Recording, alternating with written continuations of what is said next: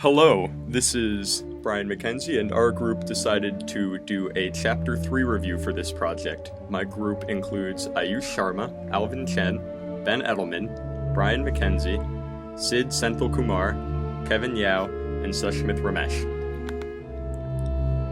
Chesapeake Tobacco Coast Part 1, Complications. The Chesapeake colony started with Jamestown, but that did not work well at first because diseases and unfortunate climate hurt farming and caused most of the colonists to die. Many colonists also died due to poor relations with the natives and a number of conflicts with them. These conflicts included the colonists thinking they could subjugate the natives as the Spanish did, but they were unable to, and there were a number of conflicts, some violent, between the two groups. The use of indentured servants and slaves caused family to be less important in this colony, as most of the people went there to earn money. However, the Chesapeake Tobacco Coast did have some good aspects of it. For example, the discovery of profitable cash crops such as rice and tobacco and indigo, that there could be used they could be grown in large amounts in these areas due to the good climate and soil, brought a large influx of wealth into the colony because Europeans and other Americans would spent a lot of money to buy these cash crops. This brought about the creation of the plantation system, in which a few very wealthy individuals would own large plantations, employing first indentured servants and then slaves to do their work.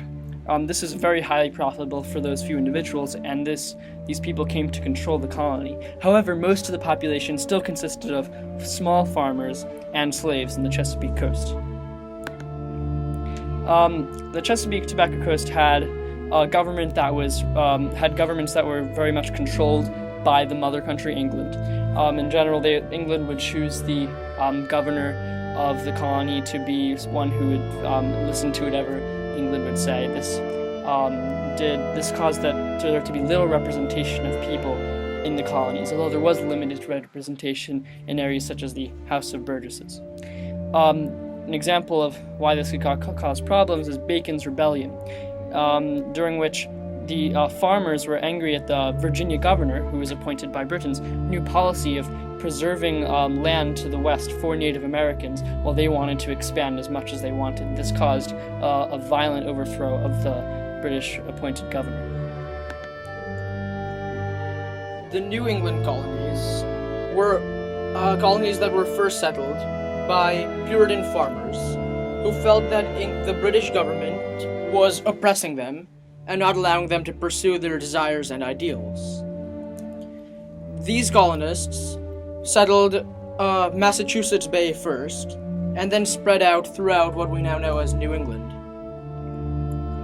The population of the colonies grew exponentially, and within 1 century, the population of white settlers from Europe grew by more than 300,000. However, the African American population changed by less than 10,000 over that century. There was some slavery in the New England colonies, mainly some captured Native Americans that were kept to do work. However, slavery was not a very common practice, and it only took hold in the very large cities. The economy of New England was basically based on fishing and timbering, and due to the vast amount of rivers and forests, agriculture wasn't a major part, even though it was used.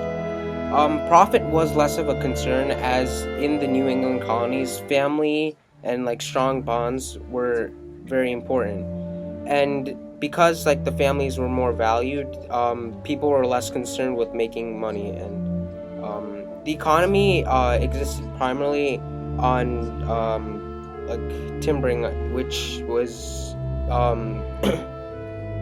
created, which brought in lots of profit, and basically agriculture in addition to fishing was also used to create.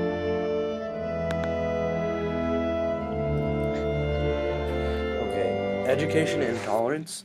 Education was highly valued in New England, and this is what led to the creation of colleges, many famous colleges today, such as Harvard and Yale, as originally it was created for training ministers, and religion was also the main reason for education and immigration. The great importance of religion allowed for an establishment of Puritan theocracy.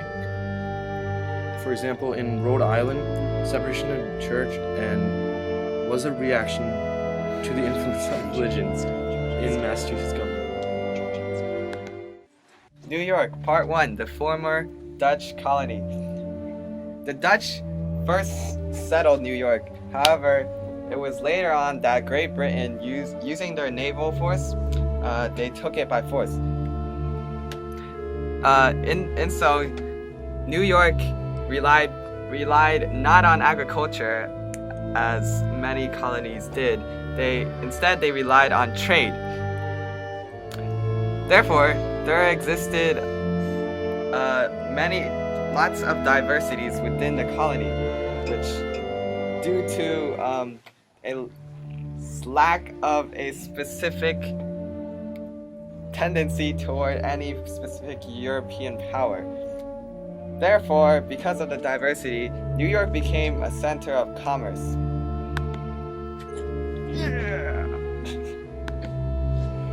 The Carolinas. The North and South Carolina were colonies that were very near the Chesapeake colonies. They were in the South and relied heavily on slavery due to the extensive plantations and farms in the area. Because these colonies were primarily settled by British people, they were generally Protestant, but religion was not important because they mainly focused on cash crops and other crops they were planning on growing there. In South Carolina, one of the major crops was rice, but in North Carolina, there were numerous crops that grew and were used for food and other uses. Part 1, the Quakers' Haven. Pennsylvania, Part 1, the Quakers' Haven. Quakers were a radical, peace-loving Christian sect, and they established the colony of Pennsylvania under the leadership of fellow Quaker William Penn. They had maintained a very tolerated stance, and this allowed a diverse group of immigrants to come into the colony and reside there. At first, a peaceful relationship with Native Americans and Indians was held, but then complications appeared because the government had a lack of control. The remaining English colonies were New Jersey, Maryland, Georgia, and Delaware. Unlike most of the colonies that were settled by Protestants, Maryland was originally created to serve as a haven for Catholics, but Protestants soon overran the colony due to promises of free land by the British government. New Jersey was originally not a single colony, but it was divided into two, East and West Jersey. The East was very similar to New York, relying primarily on trade and maintaining a great amount of diversity. However, the West was controlled by Quakers, and so their society was similar to that of Pennsylvania. Georgia was created to serve as a buffer colony. However, it was eventually settled by criminals who were fleeing the other colonies, such as the Carolinas and Virginia. The final colony, Delaware, was a northern colony that shared similar policies to other areas such as New Jersey and Pennsylvania.